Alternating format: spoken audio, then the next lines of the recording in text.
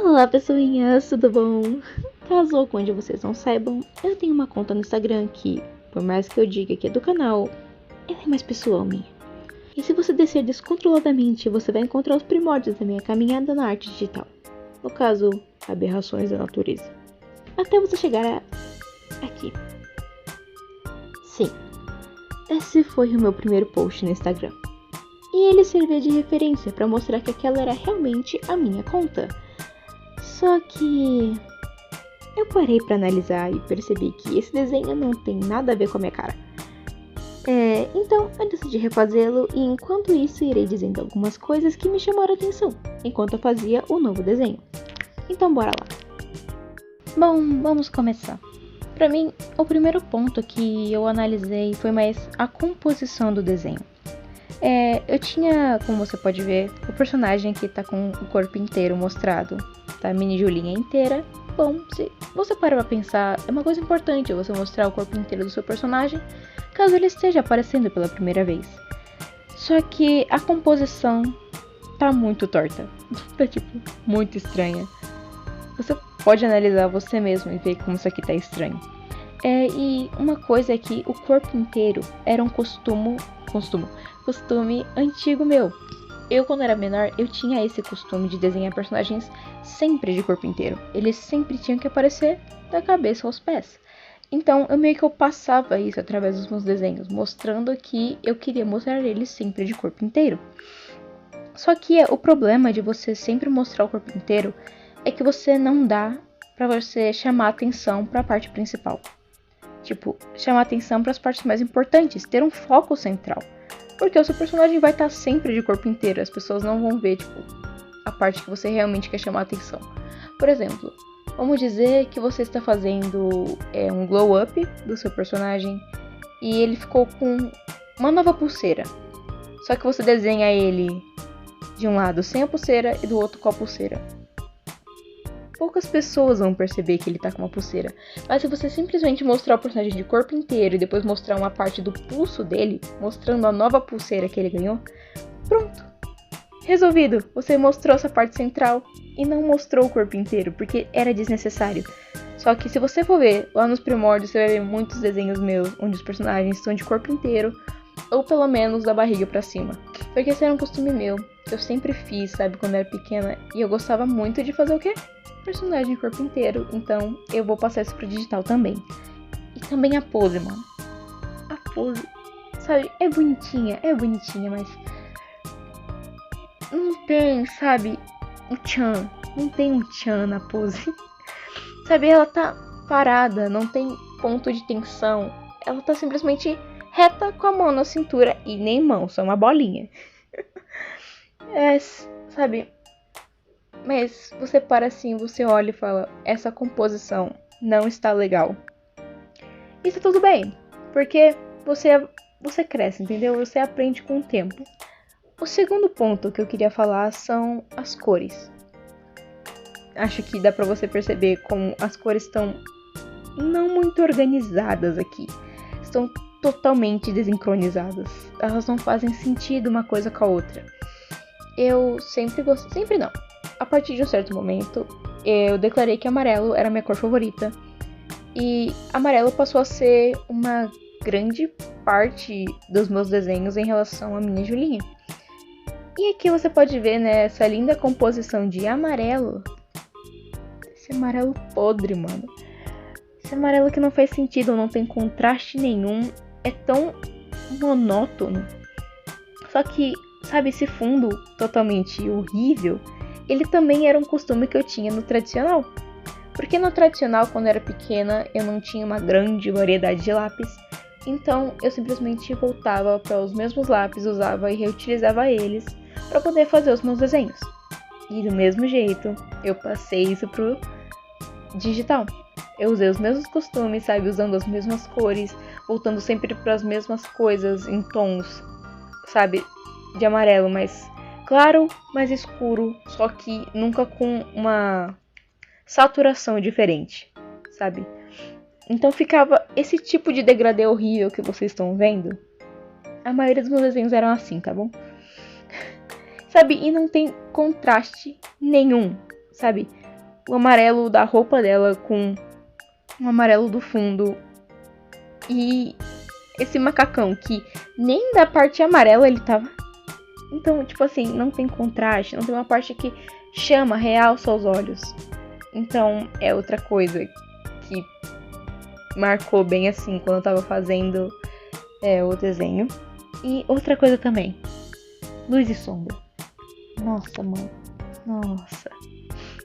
Eu não sei se você consegue perceber, mas a luz e sombra nesse desenho foi feita de preto.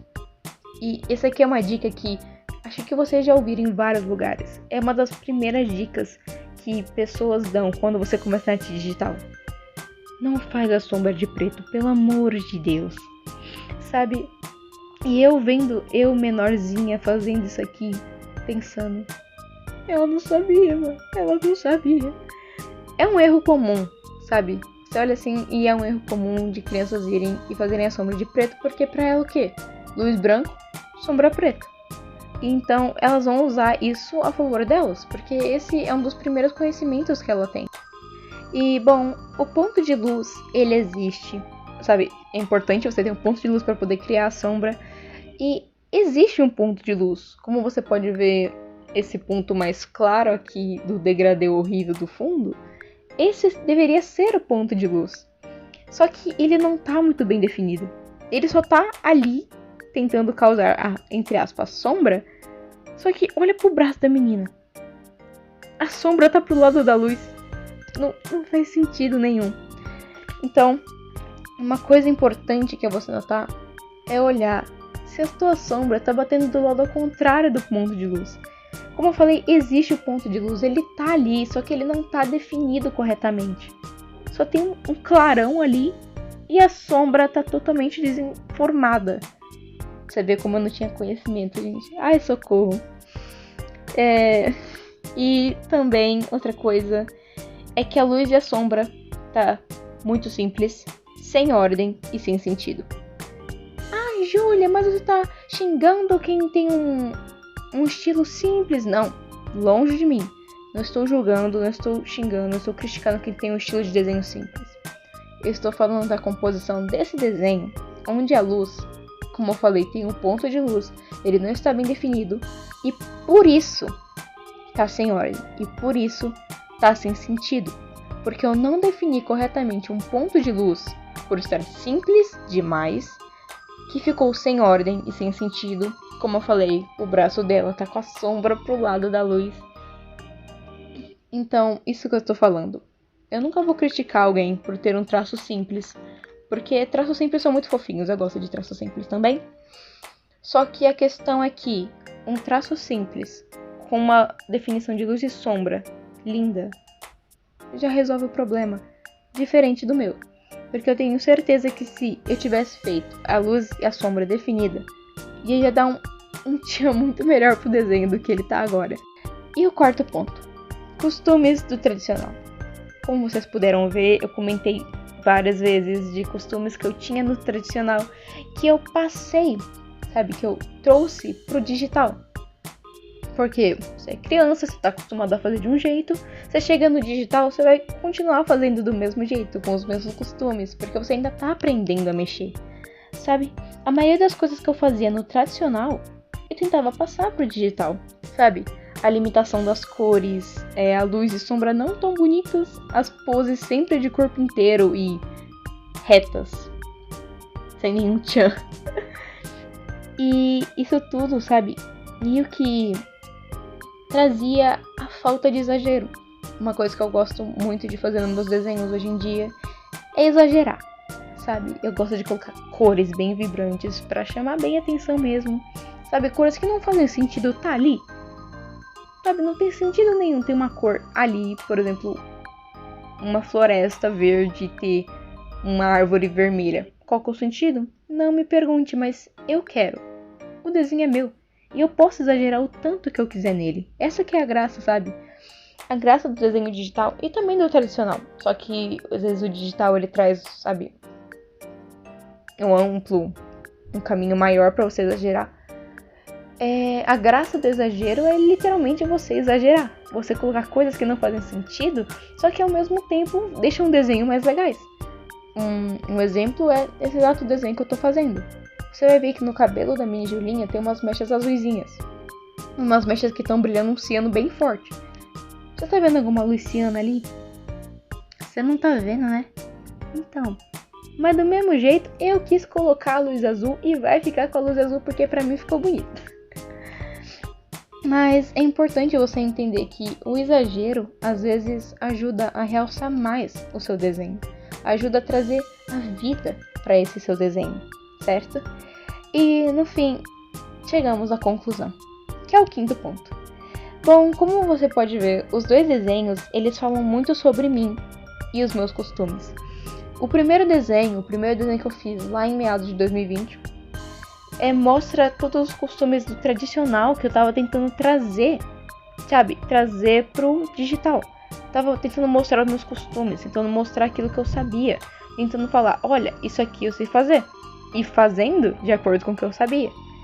E agora no meu desenho novo, esse que eu acabei de fazer, que eu tô fazendo aqui, ele já demonstra todas as coisas que eu aprendi realmente. Aquilo que eu estudei, que eu fui atrás, que eu procurei como fazer. E mostrou os 4 anos de desenho digital que foram evoluídos. Sabe, a questão da luz, da sombra, do contraste, do ponto de foco. Sabe, de eu colocar aquilo que eu quero que a pessoa veja na tela. Você vai ver que em muitos dos meus posts antigos eu não sabia nada de rede social. Eu não sabia como chamar a atenção do público. Sabe, porque não tem aquele negócio do antes e depois? Tipo esse vídeo mesmo. Se eu tivesse antigamente, eu publicaria primeiro a foto do desenho antigo e depois publicaria a foto do desenho novo. E não chamaria a atenção de ninguém, sabe? Estaria na cara que ninguém ia querer clicar porque ninguém ia querer ver o resto se a primeira foto não chama atenção. Então, agora eu vejo que faz toda a diferença e traz muita mudança você ver assim o primeiro e o segundo. E outra coisa, não tenha medo de se expressar, porque você querendo ou não, os seus desenhos eles vão mostrar uma parte de você, sabe? E não é uma coisa ruim. Os seus desenhos eles vão transmitir, sabe, às vezes uma coisa que você não consegue passar falando, vão transmitir algum sentimento que você não consegue expressar, vão transmitir um costume seu, uma coisa que você criou na sua cabeça. Então, os seus desenhos eles sempre vão carregar uma parte de você. Você pode comparar os dois desenhos, o de 2020 e de 2024.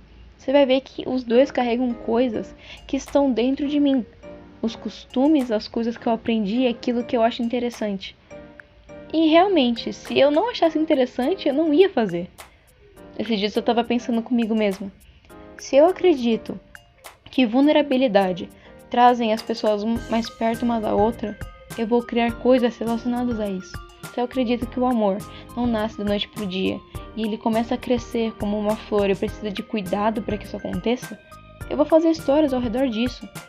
Se eu acredito que uma pessoa que perdeu toda a esperança ainda pode encontrar a felicidade, eu vou escrever histórias que estão relacionadas a isso. Então, se eu gosto de uma coisa, eu vou fazer coisas relacionadas a isso. Eu vou fazer desenhos relacionados a isso, e esses desenhos vão expressar aquilo que eu gosto. Tinha uma frase que eu tinha ouvido uma vez que é: um sketchbook é uma chave para a cabeça do artista. Sketchbook é aqueles caderninhos, sabe, que a gente fica desenhando. Eu tenho vários. Que, meu Deus, tem uma pilha, eu tenho que arrumar eles, pra falar a verdade. Bom, mas esses caderninhos, eles realmente te dão uma chave para a cabeça do artista. Tem caderninhos que são organizados, tem outros que são uma bagunça, tem outros que são muito coloridos e outros que são só lápis e caneta. Mas todos eles seguram um pouquinho do artista. E eu acho que essa é a coisa mais linda. E uma das coisas mais legais desse tipo de vídeo, desse tipo de conteúdo, é que você consegue ver os seus desenhos crescendo junto com você. Eu olho pra esse desenho e falo, cara, eu consigo me ver pequenininha fazendo esses desenhos, sabe? Eu 4 anos atrás, pegando o celular provavelmente da minha mãe e fazendo esses desenhos. E agora eu olho pra mim do mesmo jeito, pegando o meu celular e fazendo os desenhos. Só que com um toque mais meu. Um toque que não é daquele jeito que eu era 4 anos atrás. Uma nova eu. Porque a gente sempre muda. Então seus desenhos vão também estar sempre mudando. E um ponto muito importante também, que é nunca parem de criar. Se eu não tivesse publicado aquele primeiro desenho, eu não acho que eu estaria aqui hoje. Se eu não tivesse publicado um primeiro vídeo, eu não estaria aqui hoje. Se eu não tivesse começado, eu não teria me aprimorado. E é isso que eu falo pra vocês. Não parem de criar. Nunca parem de criar. E se você não começou ainda, começa. Se você tá com medo, simplesmente começa. Porque por mais que seja feio, sabe? Por mais que não seja bonito, por mais que não chame a atenção de ninguém, pelo menos você começou. Pelo menos você deu o primeiro passo. E se você continuar, você vai chegar muito longe. E talvez você não chame a atenção de muita gente, mas pelo menos pra você, você vai ver a sua evolução. Eu consigo olhar pra mim, olhar pros meus desenhos e falar: graças a Deus que eu não parei. Graças a Deus que eu não larguei esse caminho. Porque senão meus desenhos iam ser uns trombolho. Ai, meu Deus. E eu fico muito feliz, sabe? Quando eu posso olhar para os meus desenhos e falar: que bom que eu melhorei. E é uma jornada incrível, onde você tá sempre evoluindo e sempre procurando aprender mais. E você vai ver os seus desenhos mudando constantemente.